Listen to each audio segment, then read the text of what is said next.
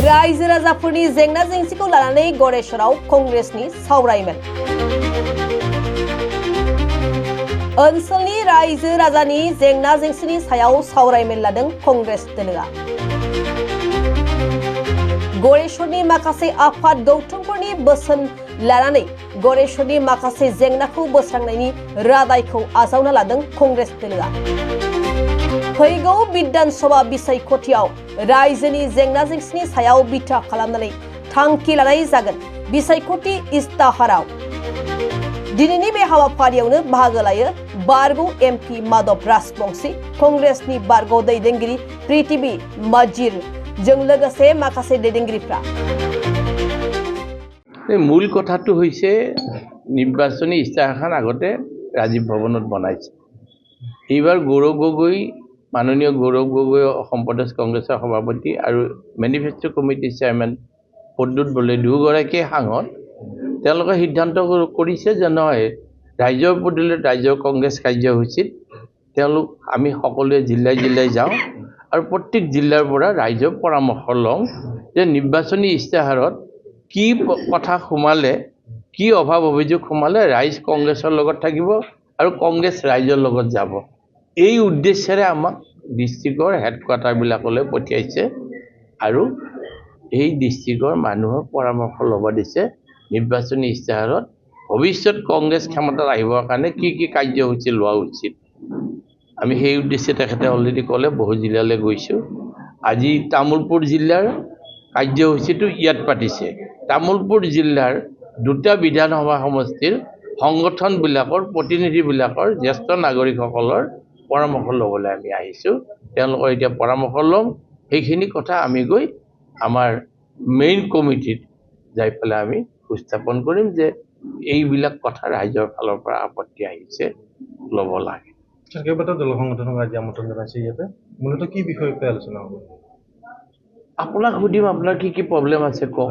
ৰাইজৰ কি প্ৰব্লেম আছে, অঞ্চলৰ কি প্ৰব্লেম আছে, সুৰক্ষিত আপোনালোক হয়নে নহয়, চৰকাৰৰ পৰা কি পাইছে, চৰকাৰে কি দিছে, সেইবিলাকৰ কাৰণে আপোনালোক কি পৰামৰ্শ দিয়ে সুধিম। সেইখিনি আমি লিখি লৈ যাম। যে আমাৰ মেনিফেষ্টো কমিটি আছে, সকলো দলৰে থাকে, মনত আছিলে। আৰু এই মেনিফেষ্টো কমিটি মানে ষ্টেট মেনিফেষ্টো কমিটিৰ চেয়াৰমেন হ'ল প্ৰদ্যুৎ বৰদলৈ। আৰু প্ৰদ্যুৎ বৰদলৈয়ে 4টা গ্ৰুপত মেনিফেষ্টো কমিটি কৰিছে আৰু গোটেই অসমত যিমান জিলাই জিলাই এই মেনিফেষ্টো কমিটি গৈছে।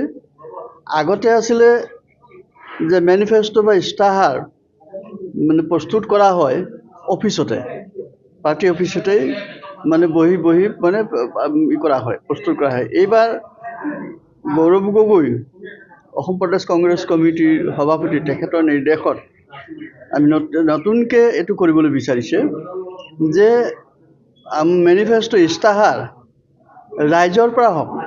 ৰাইজে মানে কি বিচাৰে, ৰাইজে কেনেধৰণে আঁচনি বিচাৰে, আমাৰ যদি আমি চৰকাৰ হৈ যায় আমাৰ পৰা কেনেকৈ আঁচনিবিলাক আমি প্ৰস্তুত কৰিম সেইটো ৰাইজেহে ক'ব। আৰু সেইকাৰণে ৰাইজৰ লগত আমি বাৰ্তালাপ কৰিম সেই আলোচনা, সেই ইস্তাহাৰবিলাক বা যিবিলাক ডিমাণ্ড বা যিবিলাক আছে সেই আঁচনিবিলাক আমি ল'বৰ কাৰণে প্ৰস্তুত কৰিম।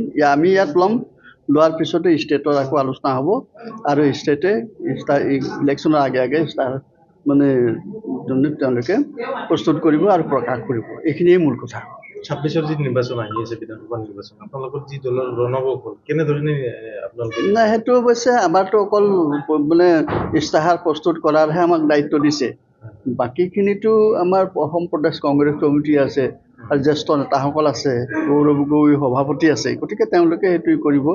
মুঠতে কংগ্ৰেছ কেনেকৈ আহে তাৰ কাৰণে সকলো ফালৰ পৰা প্ৰস্তুত চলি আছে আৰু তেওঁলোকে সেইটো আগবঢ়াই দিব।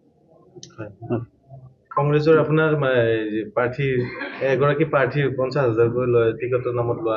নাই, সেইটোতো এটা ফি হিচাপে লোৱা হৈছে। আগতেতো 1 লাখকৈ লোৱা হৈছিলে, এইবাৰ 50,000কৈ ফি হিচাপে মানে সেইটো লোৱা হ'ব। সেইটো পাৰ্টিৰ বিজেপি, সেইটো তেওঁলোকৰ কথা।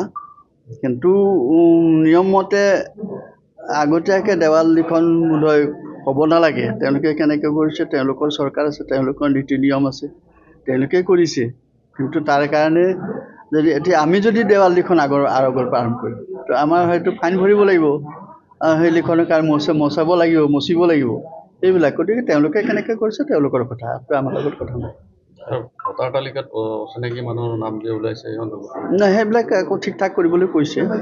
প্ৰতিটো বুথত যাতে সেই মানে কোনোবা যদি অন্যায়ভাৱে যদি কাৰোবাৰ ভোটাৰ তালিকাত সোমাইছে সেইবিলাক কেনেকৈ আমি বাছি উলিয়াম, সেইবিলাক প্ৰস্তুতি ইতিমধ্যে চলি আছে। আৰু সেইবিলাক মানে শেষতহে গম পোৱা যাব, যিটো ফাইনেল যিটো এই ভোটাৰ তালিকা প্ৰস্তুত হ'ব তেতিয়াহে গম পোৱা যাব যে কিমান বাদ গৈছে। ঠিক আগতেতো মৃত্যু মানুহকো মৰা মানুহৰো নামবিলাক আছিলে, কিন্তু সেইবিলাক মানে এই লোকেল যিবিলাক বুথ কমিটি যিবিলাক আছে, ব্লক কমিটি আছে, সেইবিলাকে তেওঁলোকে চালি জাৰি চাব যে কোনজন মৰিছে কোনজন আছে তেওঁলোকেহে জানিব। গতিকে সেইখিনি প্ৰস্তুতো চলি আছে। ধন্যবাদ।